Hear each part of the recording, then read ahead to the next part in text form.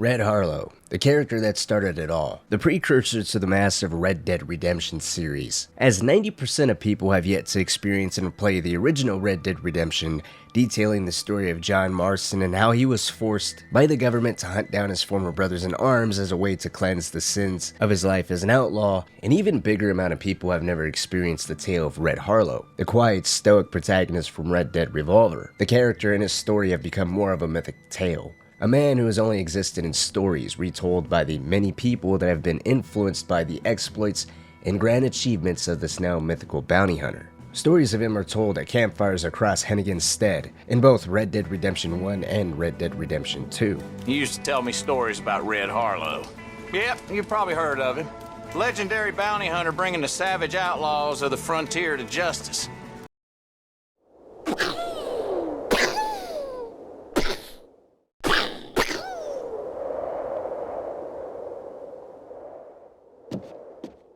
At its core, the story of Red Dead Revolver is not entirely different from the games that come after it. It is unique in the sense that we see Red's origins to some degree. His father was a prospector and his mother was a Native American woman who hailed from the tribe called the Red Wolf Tribe. Now, Falling Star, Red's mother, would go on to fall in love with Nate Harlow, a relationship and type of love that was forbidden from the tribe, resulting in Falling Star being shunned. Having no other choice, she would move in with Nate Harlow on his homestead somewhere out in the frontier. Sometime after moving in with Nate, they would go on to have their firstborn son, who Falling Star, in a display of respect and homage to her heritage despite being shunned, would name Red to honor the tribe that she once hailed from, hence the name Red. Now in the prologue, it appears as a kid, Red had a great relationship with his parents. He's affectionate, talkative, and highly energetic, but most importantly, he's clearly very skilled with a revolver even at a young age, which is believed he's roughly 14 years old here. Now if that's accurate, then during the events of Red Dead Revolver, Red would be roughly the age of 26 years old, making him the youngest out of the protagonists of the Red Dead games at the height of his story. The prologue of Red Dead Revolver would be the foundation of Red's legend. Immediately after discovering a virgin gold mine with his business partner Griffin, Nate and Griffin would commission the crafting of a custom pair of Scorpion revolvers as a way to celebrate their partnership and usher in their prosperous and wealthy future that's ahead of them. Nate would then go home to greet his wife and son. Red, a young boy, would marvel at the beauty of his father's new revolver, who tells him the Scorpion revolver would be his in due time, but for now, he can enjoy his tried and true rusty pistol to go and practice with it down by the river. Red happily obliges. From the starting screen to Red's interactions with his parents, it's very clear he's an eager and imaginative child as well. It's a part of him that'll die this very day, a victim of tragedy and trauma as so many of us have endured in our own lives. As Red is practicing with his father's hand-me-down revolver, his father calls out to him. A group of bandits are raiding a family home. A few of these bandits would engage Red in a few skirmishes as he starts to head up to the homestead, and each one of these bandits is gunned down, a sign of the prolific gunslinger he will be one day. Despite Red being able to put down a few dozen of bandits, he's unfortunately too late. His mom and dad were killed, with their killer standing over Red mocking him about his father's death. Pa! Get up, Pa! Pa! Pa! Kid, I reckon your pa's better off dead. Him being such a yellow belly and all.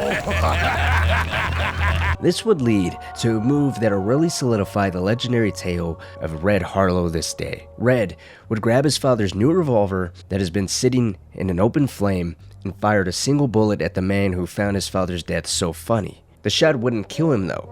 Instead, it'll sever his arm and burn the scorpion carving that was in the handle of the revolver into Red's palm, forever branding him. It'll serve as a constant reminder of everything that was taken away from him that day. How much for the lot? Well, you did good, son, but you're out of luck. Take a look around. A few years later, Red appears to be a drifter, falling into bounty hunting to make an honest living for himself. His personality would mature and dampen with his older age, along with his own suffering. Gone are the days of him being energetic and talkative. Red only speaks when he demands information now. While he appears to resign to himself, he does keep a dog as a companion. Despite all his pain and possible strong desire to be alone, he hasn't completely lost his humanity. His story would pick up as he runs into a merchant outside of Twin Rocks who offers to sell him a few goods. Their transaction is cut short though by a local gang who inhabited whatever small shacks littered the local area.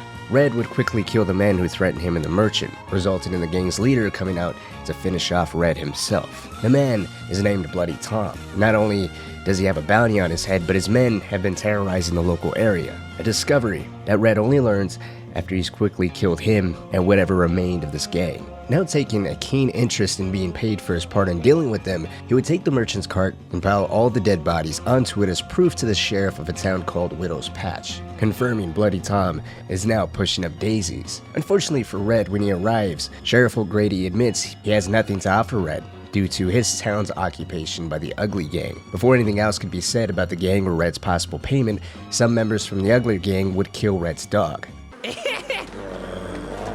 That damn dog gone leaved himself all over them fancy boots here. Damn varmint!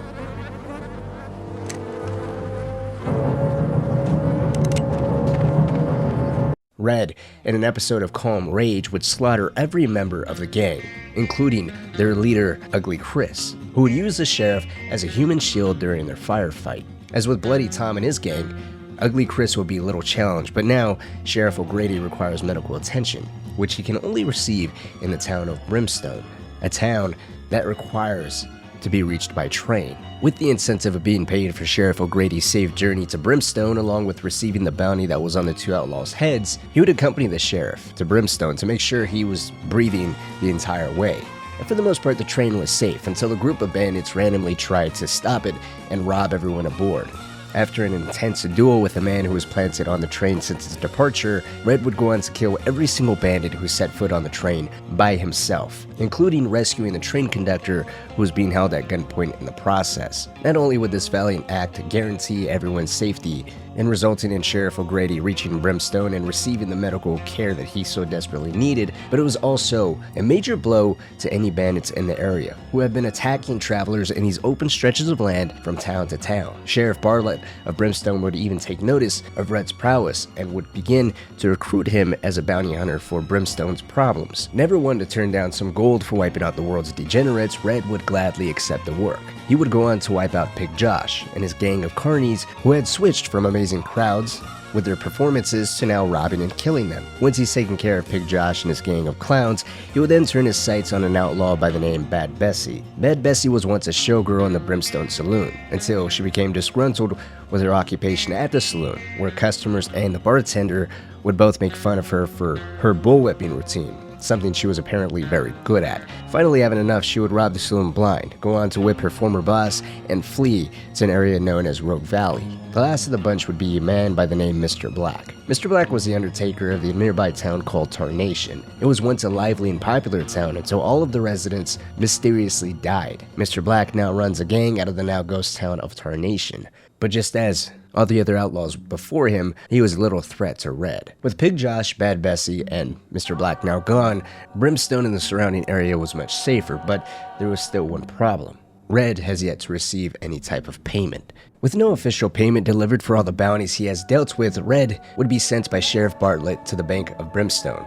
It's here where he would overhear a conversation between the local rancher Annie Stokes and the bank teller about a gold mine up in Bear Mountain. Annie was struggling financially herself. Frustrated with making any progress with keeping her ranch, she would comment on how Governor Griffin has enough money from his gold mine up in Bear Mountain. This would be the turning point in Red's story. Here, he would no longer be interested in being properly paid for his services. Rather, he wanted the bank teller to tell him where exactly Annie Stokes' ranch is so that he can go and ask her more about this rumored gold mine. Red would eventually catch up with her, but he just gets redirected to the saloon in Brimstone. As Annie put it, most men in the saloon talk about it all the time. He should be able to acquire more information out of them, as she knows nothing more beyond its possible existence. Now, for anyone paying attention, the reason why Red is so interested in this gold mine isn't for the monetary gain or even tracking down the wagon of gold that was meant to be delivered to the Bank of Brimstone that is incredibly late. Rather, the gold mine up in Bear Mountain is the same one his father discovered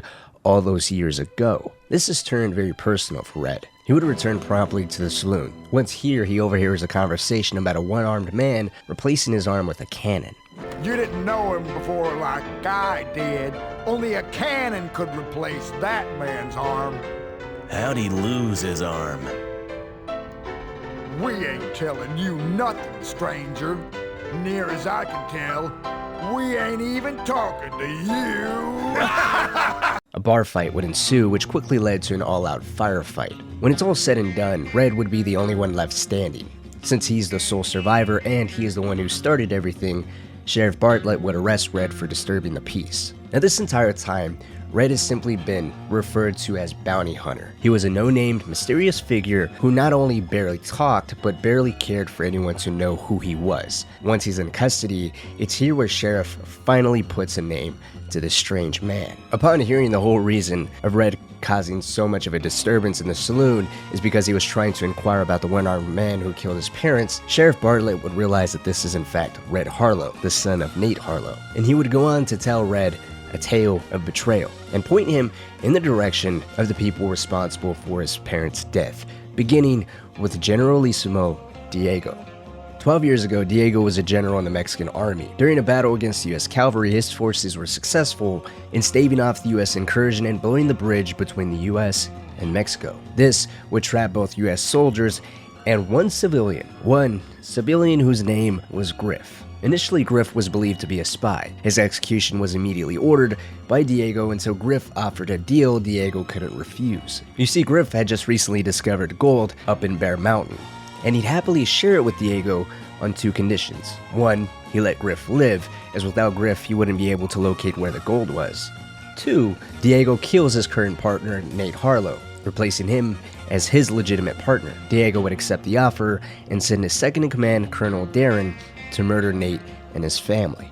As the beginning of the game shows, the plan didn't fully go as expected. Darren was mutilated and Nate's son, Red, managed to survive. But aside from that, the partnership between Diego and Griff, or Griffin, as he would soon become to be known as, went phenomenally well. At some point, Diego retired from the military and oversaw the mining of the gold mine, using slave labor to extract the resources, and every week he would personally lead a wagon straight to Griffin's estate, giving him his half of the gold. Sheriff Bartlett would tell Red he could find Diego and Darren in a place called Devil's Fork. But he warns him the wagon they used to deliver Griffin's gold is a fortress. It's also worth mentioning here that Griffin is no longer just a normal prospector. He's now the state governor. While it's not entirely a secret of how crooked he is, his involvement with Nate's death won't be discovered until much later. For now, Red's sights are strictly set on Darren and Diego. As far as he saw it, it was their time for a blood payment. Red would succeed in reaching Devil's Fork and even destroying the armored wagon that was considered to be Diego's fortress on wheels. However, he's caught off guard and knocked unconscious by Darren. Darren was getting ready to kill him when Diego intervened and opted to send him to the gold mine for interrogation and slave labor. Now, it appears Devil's Fork is somewhat within the territory of the Red Wolf tribe, the same native tribe Falling Star, who was Red's mother, hailed from, as Red's own blood cousin, Shadow Wolf, would see him taken away by Diego and Darren. Shadow Wolf would return to the elders of the tribe, asking for permission to intervene and save his cousin. The request would be granted, and Shadow Wolf would successfully rescue Red from captivity. Together, the two of them would go on to hunt down Darren first. They would track him down in an abandoned fort Diego would take up residence in. Darren and a group of men would engage the pair in a vicious gunfight, where Shadow Wolf would be mortally wounded by Darren. After a quick battle between the two of them and even stomping on him, Darren would then be killed by one-on-one combat between him and Red. With the death of Shadow Wolf, Darren has successfully taken every single one of Red's family members from him, from his father, his mother, and now his cousin. Red would symbolically take Shadow Wolf's dagger and go and plant it in the chest of Darren, making it look like Shadow Wolf had been the one, in fact, to kill him, giving his cousin an honorable death, a warrior's death, one who died taking his aggressor's life with him. Now, it was time to hunt down Diego, the man who may not have personally pulled the trigger on his parents, but he sent Darren to go and do his dirty work, so that he could fill the role of his father as Griffin's partner. With his gold mining operation interrupted, Darren killed, and a vengeful Red on his tail, Diego would attempt to escape with a group of armed men and a fortress of a train. Despite having a head start, Red would catch up, and thanks to the help of a good Samaritan who was casually riding by with a Gatling gun, Red was able to shoot out the engine to Diego's train, where the two of them would have a one-on-one duel where Red would best Diego. In one final attempt, a coward's move, Diego would beg and plead for his life, offering the same deal to Red that Griff offered to him 12 years ago. All this begging and pleading would just fall upon deaf ears, though. These promises of riches, these promises of women and beautiful weapons can't bring his parents back. Red would just coldly raise his weapon and end Diego with one gunshot to the head. Well, Red, you're good. I'll give you that. But of course you'd have to be to live through what you did. Still, I'm afraid that we're gonna have to end right here and now what we should have ended so many years ago. Content with putting down those responsible for his parents' death, Red would return to Brimstone, and seemingly have nothing better to do than join the town's annual Battle Royale dueling contest. He would survive the first day of the contest along with other contestants such as Jack Swift and Annie Stokes, characters you helped or helped you along the story. And then there was Mr. Kelly, the reigning champion of the Battle Royale competition. Everything is going fine until the second day, where Governor Griffin would take personal control over the competition, disqualifying everyone except for Red and Mr. Kelly. He who wins here wins the competition. Red would manage to best a former champion, Kelly, to which Governor Griffin would respond with his bodyguards by pulling out their weapons on Red. Griffin would even pull out his of his Scorpion pair of revolvers he commissioned with Nate 12 years ago, triggering a flashback with Red. Realizing the governor's hand in his father's death, Red, with the support of Jack Swift and Annie Stokes, disgruntled over the results of being disqualified from the Battle Royale, and Annie Stokes having her own personal vendetta against Governor Griffin and his stake on her ranch, the trio would launch an assault on his mansion. The three of them would take down scores of men.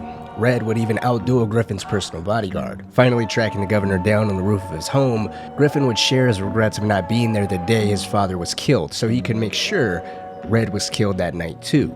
But now, here he's been given a second chance.